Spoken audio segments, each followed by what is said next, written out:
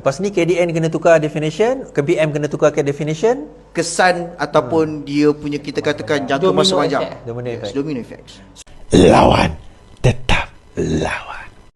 Yang ketiga saya nak tanya saudara Faizal juga. Nick Allen punya kes membawa implikasi bahawa bila undang-undang itu bercanggah dengan perlembagaan, dia ada implikasi boleh dibatalkan. So adakah perkara ini boleh membawa ke arah itu? Boleh. Okey, kalau kita tengok, kita kena faham yang Mahkamah Persekutuan mempunyai kuasa, bidang kuasa untuk semak undang-undang. Sebab apa sahaja civil, syariah, dia tak timbul soal ini memperjudiskan kedudukan Islam. Tak timbul langsung. Sebab satu undang-undang, walaupun kita katakan it's a bad law, tapi kalau dia diluluskan oleh Parlimen, dia menjadi satu undang-undang. Pada hakikatnya dia satu undang-undang yang dahsyat, satu undang-undang yang teruk, satu undang-undang yang jumud. Dan mungkin bercanggah dengan perlembagaan pun. Bercanggah kalau kita tengok perkara 8, kesamarataan. Betul. Kesamarataan dari sudut, contohnya lantikan mufti. Dr. Abu sebut tadi, apa indikator untuk mengatakan you ni Asy'ariyah, Maturidiyah ataupun you ahli hadis, macam mana? Tapi bila benda tu tak ada, tak ada mesin nak ukur benda tu.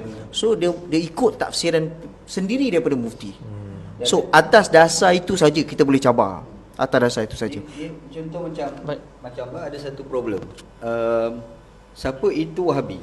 Kadang-kadang kan contoh. Ni bila orang tu Wahabi, maka orang tu dianggap sebagai bukan Asy'ariyah, bukan Maturidiyah lah. Okey. Kita ada budaya orang tu Wahabi. Sekarang ni kalau kita kata orang tu mesti Asy'ariyah dan Maturidiyah, mesti Dr. Zul Bakri tu kita nak kata apa dia? Dia Asy'ariyah ke Maturidiyah? Bukan mufti wilayah. Sebab orang pernah tuduh dia Wahabi. Betul. Saya nampak macam dia Wahabi. Ada orang kata Dr. Zul Bakri ni Wahabi. Cara pandang dia, yang tuduh tu Ustaz Zamihan. Ya. Ustaz Zamihan cakap publicly kan? Ada senarai. Dia senarai, dia letak dia ada dalam tu. Jadi sekarang ni contohlah kalau ada orang berkelayakan seperti Dr. Zul Bakri nak dilantik sebagai mufti, dia ni boleh ke tak dengan undang-undang ni? Itu soalan kan dah terbatal kerana Zamihan telah menuduh dia sebagai Wahabi. Takrifan Wahabi pun tidak ada lagi. Tak Wahabi itu tu. satu lagi sebab untuk define-nya. Wahabi tu apa? Ini implikasi berkenaan dengan masyarakat kan. Bila dia kata ini sebenarnya untuk mufti dengan timbalan mufti. Yang pertama pasal syllabus tadi. Dia bermula dengan kepala, kemudian dia akan paksa turun ke bawah menggunakan methodologi dan fahaman dia. Baik, kita bagi contoh Wahabi. Beberapa negeri meletakkan di bawah enactment negeri masing-masing, enactment agama masing-masing, menyenaraikan Wahabi dalam senarai antara yang dikatakan sesat. Tetapi sikap agamawan yang gagal memahami kesan undang-undang. Enactment setiap negeri hanya terpakai pada negeri masing-masing.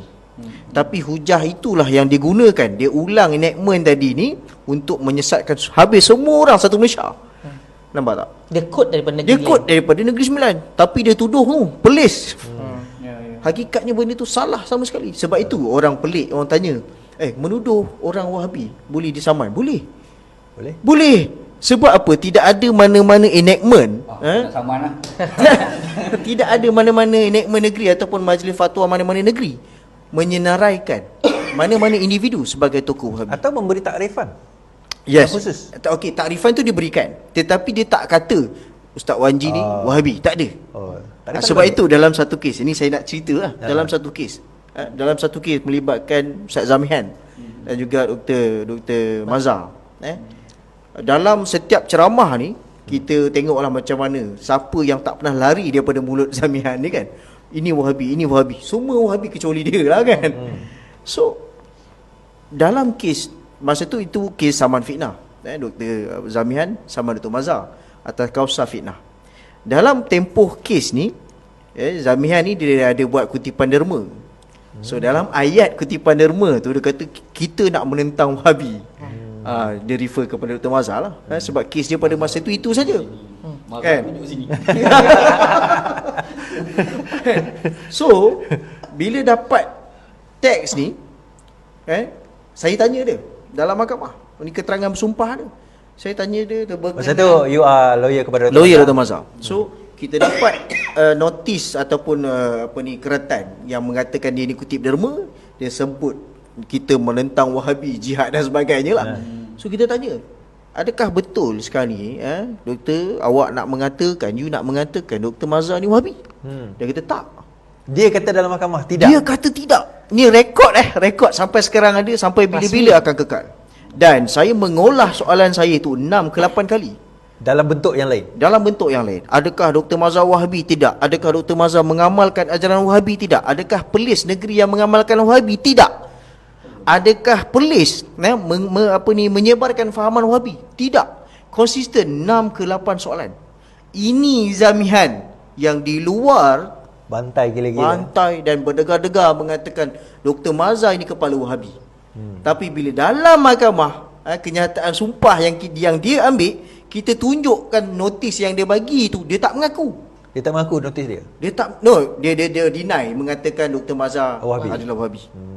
So ini yang sebenarnya kalau kita boleh dedahkan kepada orang, kata Ustaz Wanji, stoplah melabel ni, sebab you punya kepala-kepala atas ni bila sampai satu masa dekat mahkamah, you akan deny.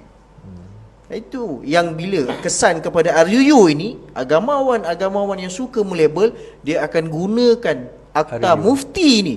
Sebab dia kata apa? Dalam akta, sebab akta kita kini ada beza dengan enactment. Enactment terpakai dalam negeri, akta boleh pakai satu Malaysia. Ya. Dan satu-satunya akta yang mendefinisikan ahli sunnah wal jamaah siapa? Inilah ni akta ni. Yalah, bakal ni. So dia akan tunggang sehabis baik. Dan sebab dia seluruh Malaysia ni. Ya. Dan dia akan mengatakan bahawa definition yang diberikan di bawah akta mufti ini, ahli sunnah wal jamaah ada 2. Selain daripada itu, menurut akta ini tertolak. Lepas ni KDN kena tukar definition, KBM kena tukar ke definition, Kesan ataupun dia punya, kita katakan, jangka Domino masa panjang. effect. Domino effect. Domino effect.